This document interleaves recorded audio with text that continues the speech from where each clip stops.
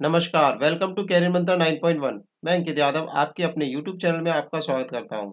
आज की क्लास में हम यूपी ट्रिपल एससी के लिए वीडियो बंद दरोगा और जूनियर स्टैंड के लिए कंबाइंड कंबाइंड जो है त्रिदेव ब्रह्मास्त्र सीरीज लेकर के आए हैं। आज की क्लास में हम सामान्य ज्ञान का ब्रह्मास्त्र में सेट नंबर 9 करेंगे। इससे पहले मैं 8 सेट कंप्लीट डाल चुका हूँ 50-50 क्वेश्चन के लेकर के। तो आपने अगर अभी तक ना देखे हो तो जरूर देख लीजिए। ये सीरीज आपके लिए बहुत इंपॉर्टेंट होने वाली है, क्योंकि हम जब तक पेपर आएंगे तो इन सभी के, तब तक इस सीरीज को कंप्लीटली चलाते रहेंगे। ठीक है, तो आप इस चैनल के साथ जुड़े रहिए। इससे क्या होगा कि आपको रोजाना एक प्रैक्टिस सेट मिल रहा है, जिससे कि आपकी तैयारी और बेहतर होती चली जाएगी। तो चलिए वीडियो शुरू करते हैं। वीडियो शुरू करने से पहले आप चैनल को सब्सक्राइब कर दीजिए, लाइक कर दीजिए, शेयर कर दीजिए और कमेंट बॉक्स में जाकर के कमेंट जरूर करिएगा, कि जिससे कि मुझे ये पता पड़े कि आपको ये सीरीज कैसी लग रही है। तो चलिए वीडियो शुरू करते हैं। सेट नंबर 9 का हमारा पहला क्वेश्चन है आज की क्लास का। हमारी क्लास का आज की क्लास का फर्स्ट क्वेश्चन है, 101 क्वेश्चन से शुरू हुए हैं। ठीक है, इससे पहले हमारा हिंदी और रीजनिंग रहता है, तो इसलिए ये जो है लास्ट में क्वेश्चन रहेगा जीएस का। तो पहला क्वेश्चन है हमारा, अभिज्ञान शाकुंतलम किताब के लेखक कौन है। ठीक है, तो अभिज्ञान शाकुंतलम बहुत इंपॉर्टेंट बुक है, उसके लेखक के बारे में पूछा गया है। ऑप्शन है तुलसीदास, सूरदास, कालिदास या फिर रायदास। तो इस क्वेश्चन का राइट आंसर हो जाएगा कालिदास। अभिज्ञान शाकुंतलम जो पुस्तक है वो कालिदास ने लिखी थी, और यह पुस्तक जो है संस्कृत भाषा के महान कवि कालिदास ने लिखी है, जो कि एक नाटककार भी थे। अभिज्ञान शाकुंतलम के अतिरिक्त इन्होंने बहुत सारी पुस्तकें लिखी हैं, जैसे कि विक्रमो वर्षीय, मालविकी मित्रम, रघुवंशम, कुमार संभवम, मेघदूतम और ऋतु संहार। ये बहुत इंपॉर्टेंट बुक है, फिर से मैं रिपीट कर रहा हूँ, जरा याद कर लीजिए इन्हें। जैसे 4-5 बुक ये बहुत ज्यादा पूछी जाती है, जैसे ऋतु संहार है, कुमार संभवम है, मेघदूतम है और रघुवंशम है। ठीक है, तो ये बहुत ज्यादा पूछी जाती हैं। आगे बात करते हैं, गुप्त काल की प्रसिद्ध महिला शासक कौन थी। ऑप्शन है कुबेर गंगा, प्रभावती गुप्त, राज्यश्री या फिर कुमार देवी। तो इस क्वेश्चन का राइट आंसर हो जाएगा प्रभावती गुप्त। गुप्त साम्राज्य की या गुप्त काल की जो सबसे प्रसिद्ध महिला या महिला शासिका थी, वो थी प्रभावती गुप्त थी। ठीक है, अब इससे रिलेटेड बात कर लेते हैं कि वह जो है चंद्रगुप्त द्वितीय की पुत्री और बाकाटक नरेश रुद्रसेन द्वितीय की पत्नी थी। ठीक है, ये क्वेश्चन पूछ लिया जाता है, ये महिला है कौन, किससे रिलेटेड है। तो चंद्रगुप्त द्वितीय की पुत्री थी और बाकाटक नरेश रुद्रसेन की कौन थी, ये पत्नी थी। आगे बात करें, नेक्स्ट क्वेश्चन है, क्वेश्चन नंबर 103 है ये हमारा। एक सेकेंड, हाँ।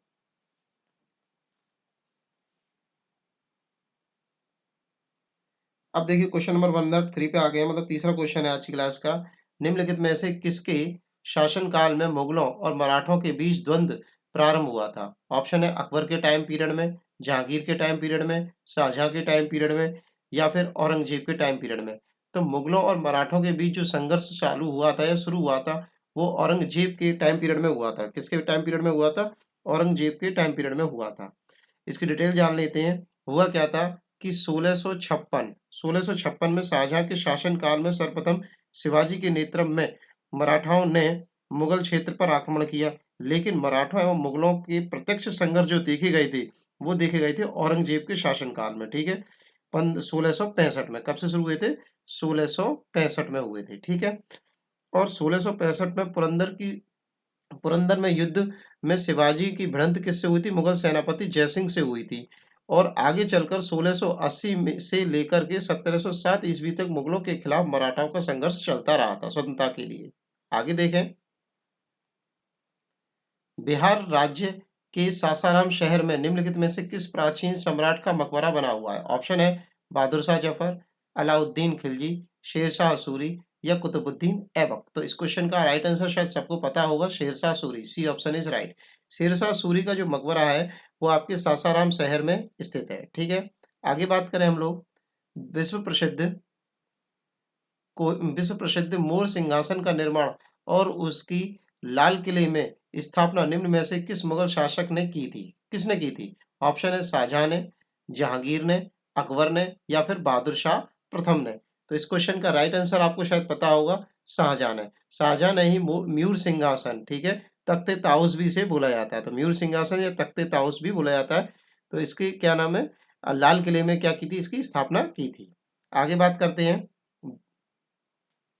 किसने 1862 में इंदु प्रकाश का प्रकाशन किया था। इंदु प्रकाश एक पुस्तक है, उसका प्रकाशन किया था। ठीक है, पुस्तक भी बोल सकते हैं, एक तरह का एक पत्र था। ठीक है, आगे बात करें, ऑप्शन देख लेते हैं। जस्टिस रानाडे ने, BN मार्डलिंक ने, नवजीवन चंद्र राय ने, या इनमें से कोई नहीं। तो इस क्वेश्चन का जो राइट आंसर हो जाएगा रानाडे। जस्टिस रानाडे ने जो है इंदु प्रकाश पत्र का प्रकाशन किया था। ठीक है, आगे देखते हैं हम लोग। भारत में वंदे मातरम पत्रिका की स्थापना किन्होंने की थी? तो इसका ऑप्शन पढ़ लेते हैं। गणेश शंकर विद्यार्थी ने, रामानंद चटर्जी ने, अरविंद घोष जी ने, या फिर बिपिन चंद्र पाल ने।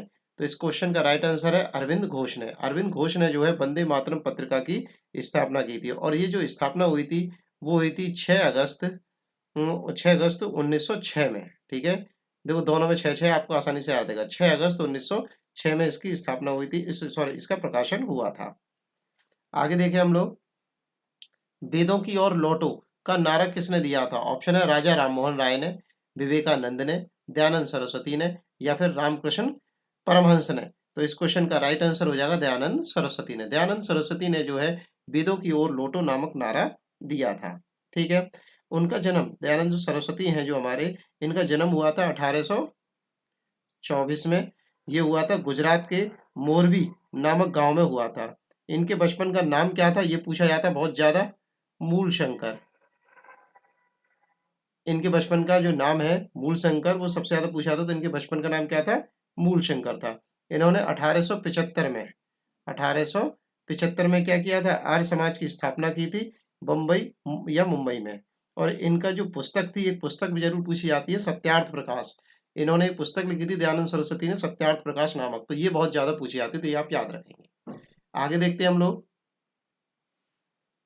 किस याचिका के अंतर्गत न्यायालय, अवर न्यायालय या अन्य किसी प्राधिकारी के समक्ष लंबित किसी मामले को उच्चतर प्राधिकारी या न्यायालय में स्थानांतरित करने का आदेश देता है? क्या देता है इनमें से? परमादेश देता है, अधिकार प्रक्षा देता है, उत्प्रेषण देता है, या निषेध देता है? तो इस क्वेश्चन का राइट आंसर हो जाएगा सी। उत्प्रेषण जो है ये अधिकार देता है कि हम किसी भी मामले को स्थानांतरित कर सकते हैं। क्वेश्चन नंबर 110 है, भारत के उच्चतम न्यायालय की प्रथम महिला न्यायाधीश कौन थी? ऑप्शन है लीला सेठ, फातिमा बीवी, अन्ना चंडी, या फिर सुंदरा भंडारे। तो इस क्वेश्चन का राइट आंसर है फातिमा बीवी। फातिमा बीवी जो है उच्चतम मतलब कि सुप्रीम कोर्ट की प्रथम महिला न्यायाधीश थी। ठीक है, और ये जो है फातिमा बीवी जो है ये 1989 से लेकर के 92 तक रही थी। 1992 तक ये सुप्रीम कोर्ट की न्यायाधीश रही थी। आगे बात करें इसमें, अच्छा इसमें जो है एक लीला सेठ जो नाम है, लीला सेठ जो है उच्च हाई कोर्ट की, मतलब कि हाई कोर्ट की जो क्या थी, प्रथम महिला न्यायाधीश थी। तो और कौन से हाई कोर्ट में? ये हिमाचल प्रदेश हाई कोर्ट में क्या नाम है आपकी, मुख्य न्यायाधीश थी। ठीक है, ये दोनों क्वेश्चन बनते हैं, लीला सेठ और फातिमा बीवी। फातिमा बीवी तो सुप्रीम कोर्ट की है, आप याद रखेंगे, और लीला सेठ जो है हाई कोर्ट की प्रथम महिला न्यायाधीश है। आगे बात करें हम लोग, उच्चतम न्यायालय में संविधान के निर्वचन से संबंधित मामले की सुनवाई करने के लिए न्यायाधीशों की संख्या कम से कम कितनी होनी चाहिए? 10, 9, 7 या फिर 5? तो आपका उच्चतम न्यायालय की बात हो रही है, तो इसमें जो न्यायाधीशों की संख्या मिनिमम कितनी होनी चाहिए किसी भी पीठ वगैरह में? तो 5 होगी। तो डी ऑप्शन इज राइट। आगे बात करें, और ये जो सब बात कही गई है आर्टिकल 143 के तहत कही गई है। ठीक है, आगे बात करें, आर्टिकल 143 में ये सब बातें हैं, और आर्टिकल 145(3) में ये उल्लेखित है कि संख्या जो इनकी है 5, वो उल्लेखित है। आगे बात करें हम लोग, भारतीय संविधान के अनुच्छेद 161 के अनुसार निम्नलिखित में से किसे सजा माफ करने या सजा में हेर फेर करने की शक्ति प्राप्त है? ठीक है, तो कौन जो है किसके पास ऐसी शक्ति है जो कि सजा को माफ कर सकता है या हेर फेर कर सकता है? माफ करने की बात हो रही है। ठीक है, भारत के राष्ट्रपति, भारत के प्रधानमंत्री, विभिन्न राज्यों के राज्यपाल, या भारत के मुख्य न्यायाधीश। तो ये जो शक्ति है राज्यपालों के पास है आर्टिकल 161 के तहत। ठीक है, 161 के तहत ये शक्ति जो है राज्यपाल के पास है।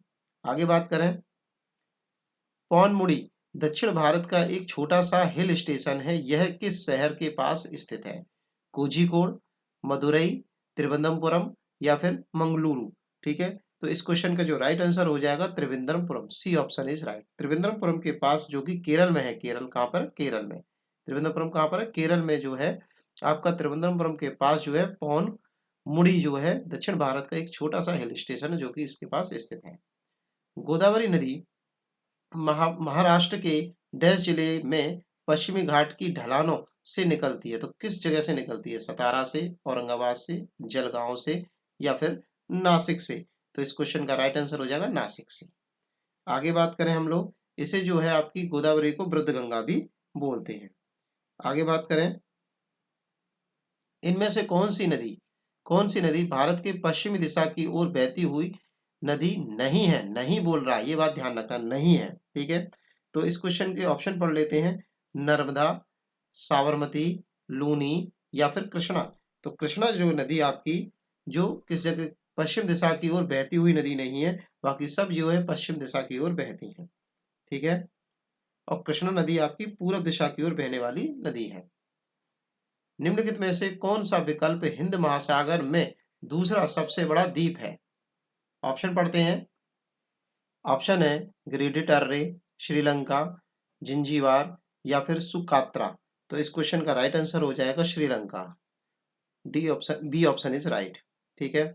और ग्रीनलैंड क्षेत्रफल की दृष्टि से विश्व का सबसे बृहत्तम द्वीप है। ये क्वेश्चन भी हो सकता है कि ग्रीनलैंड जो है क्या नाम सबसे बृहत्तम है, बड़ा है।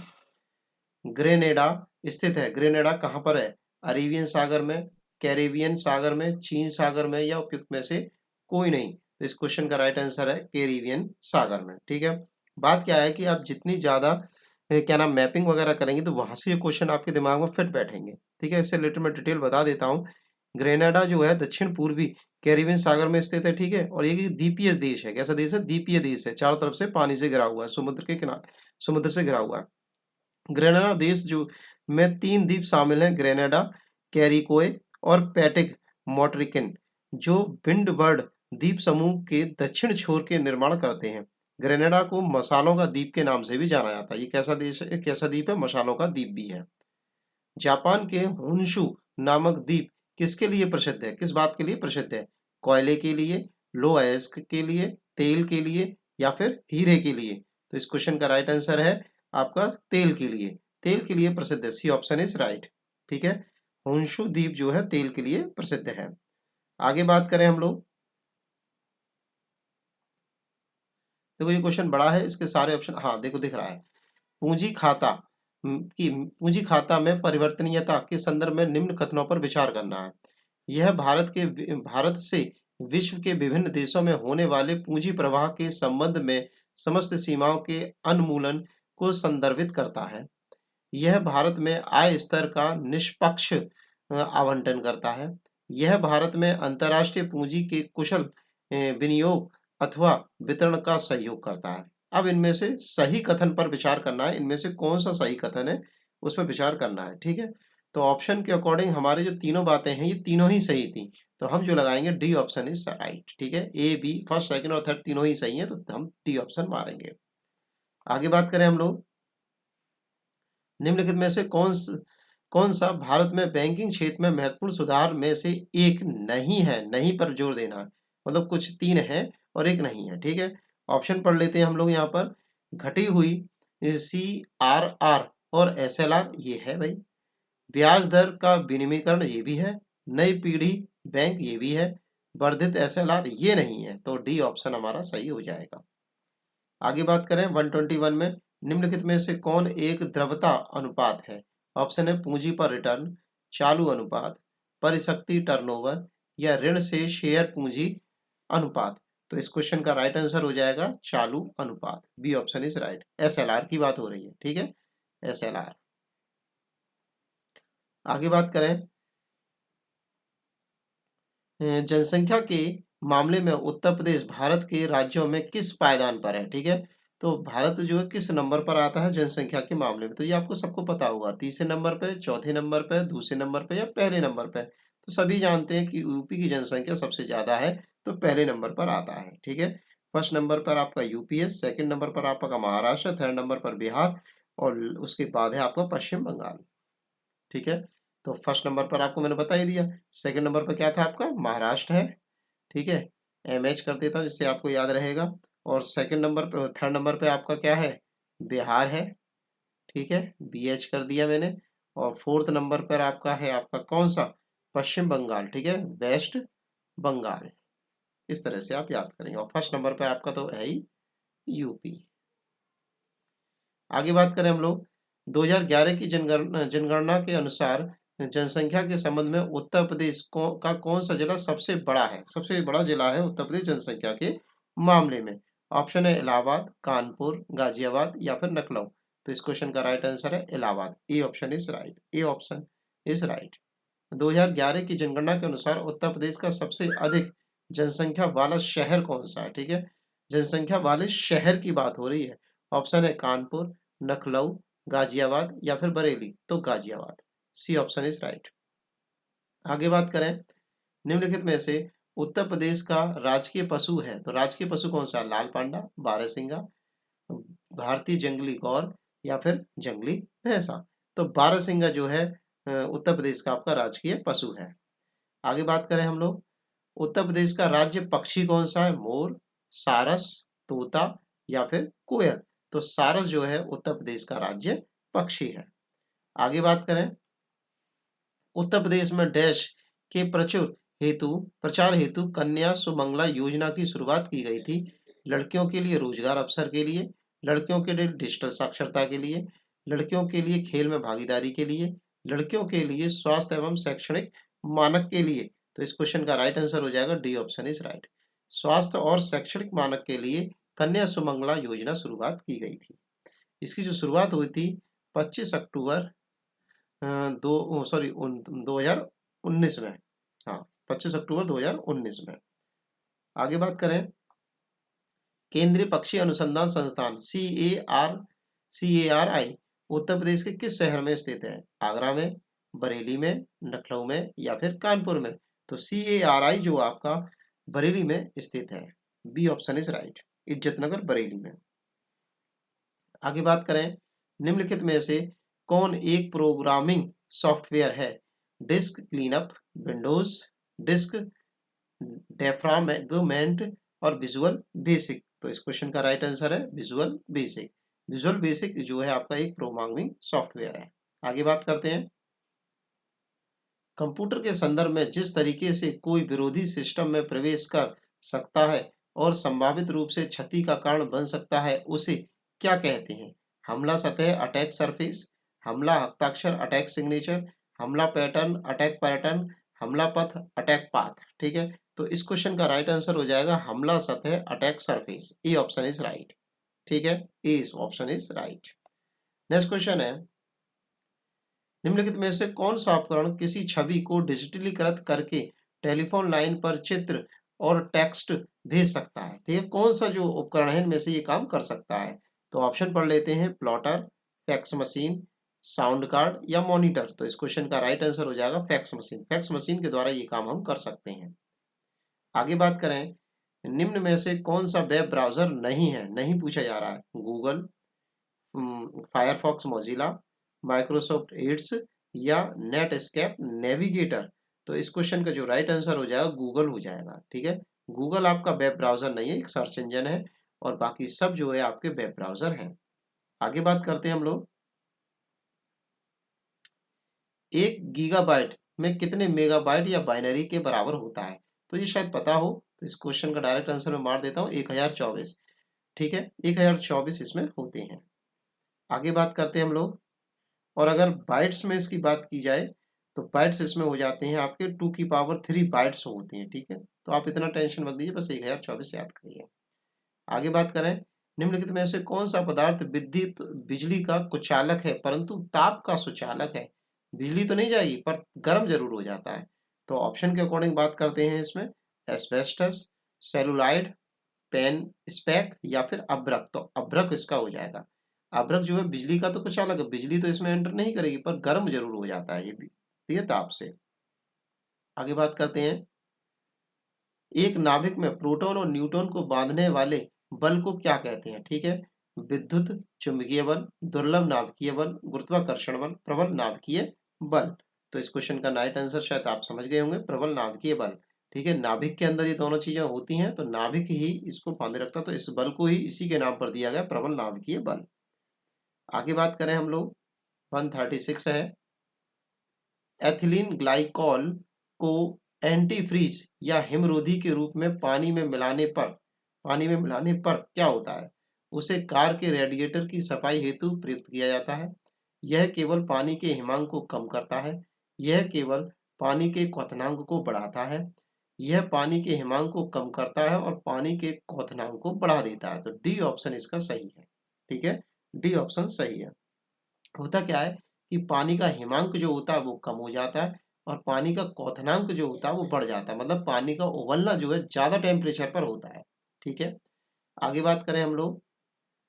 जब बेकिंग पाउडर में पानी मिलाया जाता है तो डैश गैस निकलती है। ऑक्सीजन गैस निकलती है, कार्बन डाइऑक्साइड गैस निकलती है, नाइट्रोजन गैस निकलती है या फिर हाइड्रोजन गैस निकलती है। तो जब बेकिंग पाउडर में पानी को मिलाया जाएगा तो उस समय पर CO2 गैस निकलती है, कार्बन डाइऑक्साइड गैस निकलती है, CO2 इसे बोलते हैं। आगे बात करें, विटामिन B1 या फिर इसका वैज्ञानिक नाम है थायमीन की कमी से निम्नलिखित में से कौन सा रोग होता है? ऑप्शन है रिकेट्स, बेरीबेरी, रतौंधी या फिर पेलाग्रा। तो इस क्वेश्चन का राइट आंसर हो जाएगा बेरीबेरी।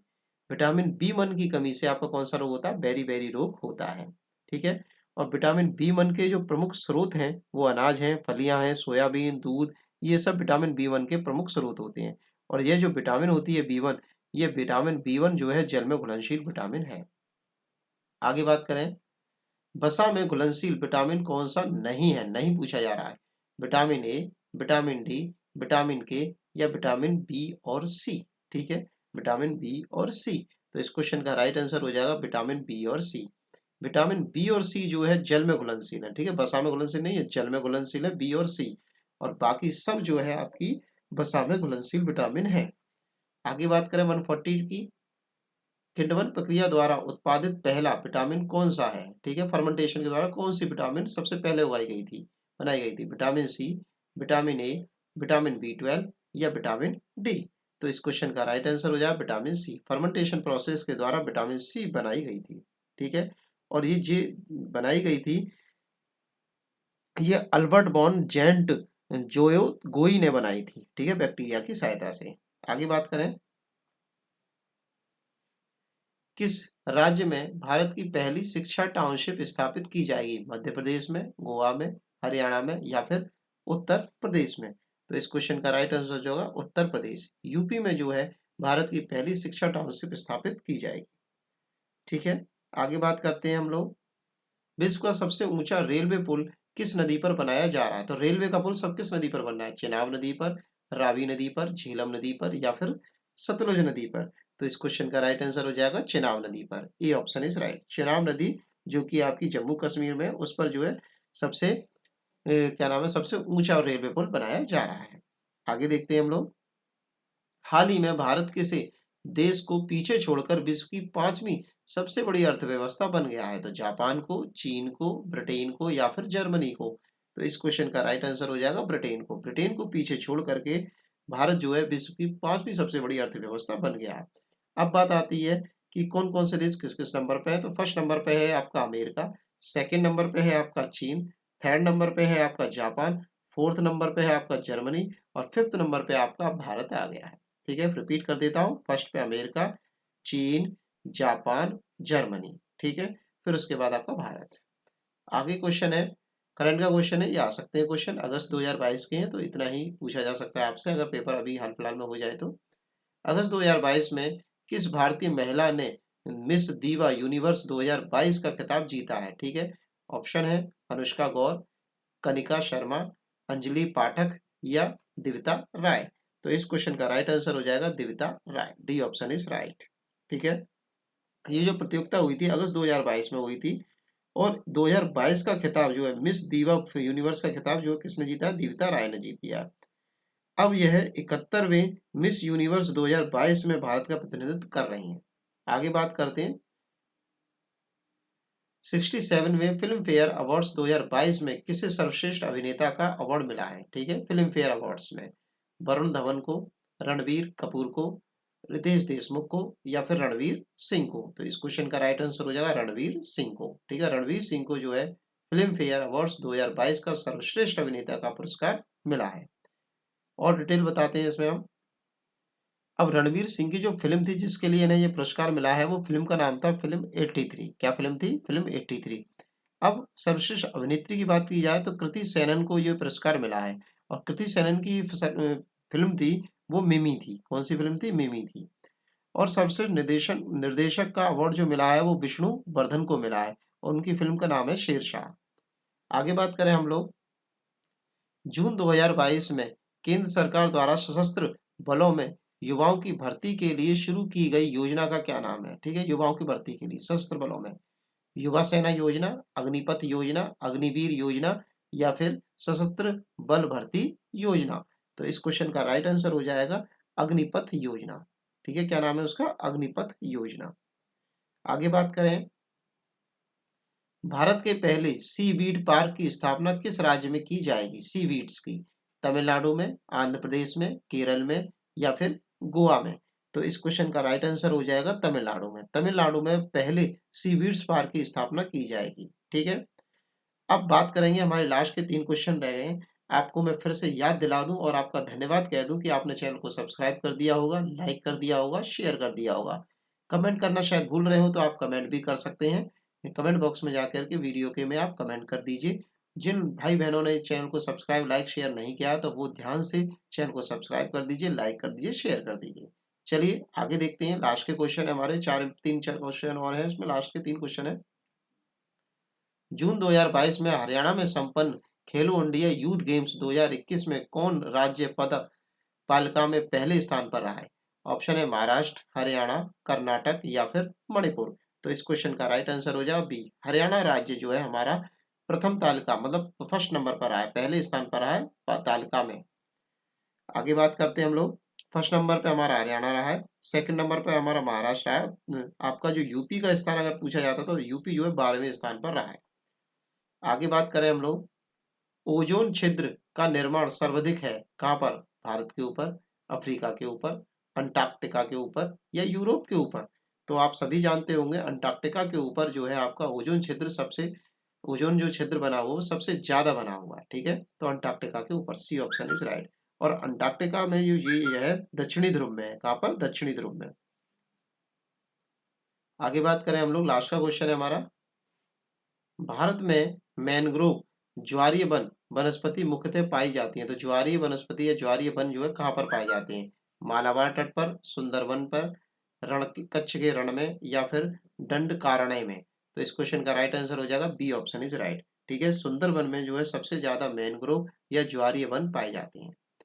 तो हमने जो है 50 क्वेश्चन आज के कंप्लीट कर लिए। आप लोगों का बहुत बहुत धन्यवाद, आपने चैनल को लाइक किया, सब्सक्राइब किया, शेयर किया। ठीक है, thanks for watching video, take care, bye bye, धन्यवाद।